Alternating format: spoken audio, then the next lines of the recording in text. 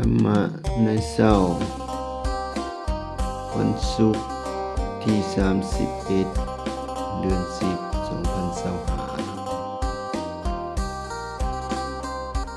2025พุทธศาสนาสุภสิทธิ์หมวดเบตเตเล็ดเป็นการรวบรวมเอาคำสอนในพุทธศาสนาที่หลากหลายบ่จัดเข้าในหมวดใดหมวดหนึ่งให้พุทธศาสนิกชนได้ศึกษาและนำไปเป็นหลัก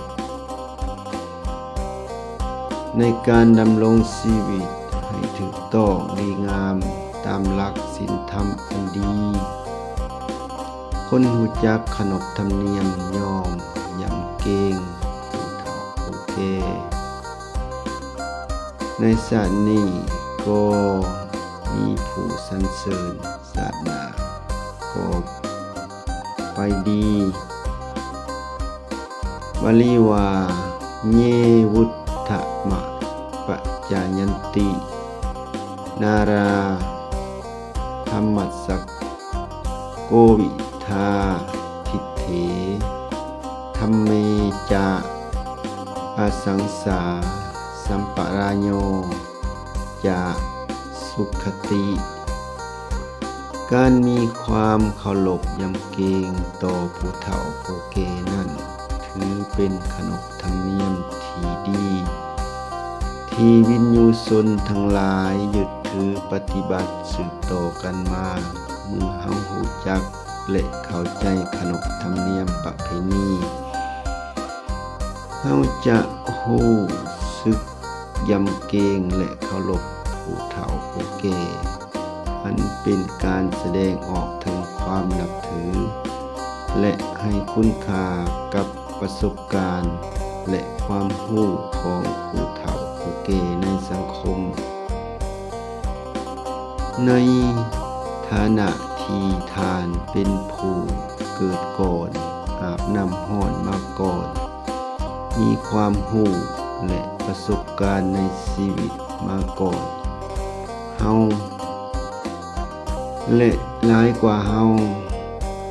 การเคารพยำเกรงผู้เฒ่าผู้แก่นั้นบ่แม่นเพียงเท่าการทำตามขนบธรรมเนียมประเพณีเท่านั้นแต่ยังเป็นการส่งเสริมให้เกิดความสงบ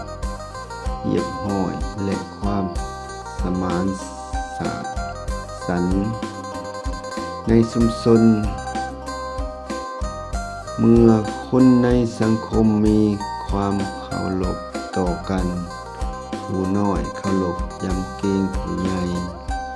ความขัดแย้งและปัญหาต่างๆก็จะลดน้อยลงส่งผลให้เกิดความสามัคคีและเจริญรุ่งเรือง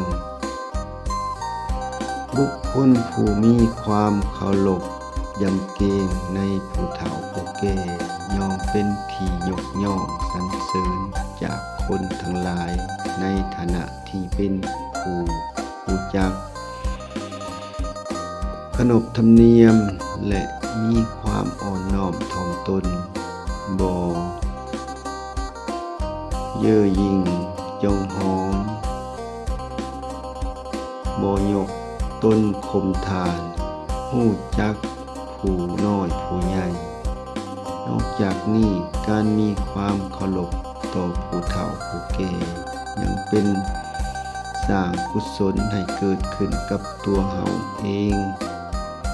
ซึ่งจะส่งผลให้เฮามีความสุขทั้งในชาตินี้และชาติหน้าความดีที่เฮาทำในวันนี้จะเป็นพื้นฐานที่ดีให้แก่ชีวิตในอนาคตการมีจิตใจที่ดีและการปฏิบัติต่อผู้อื่นอย่างถูกต้องจะทำให้เฮามีชีวิตที่สงบสุขและรุ่งเรืองธรรม4ประการคือ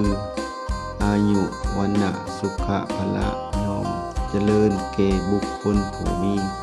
ความเคารพยำเกรงในผู้เฒ่าผู้แก่และเมื่อตายจากโลกนี้ไป เขายอมมีสุขติโลกสวรรค์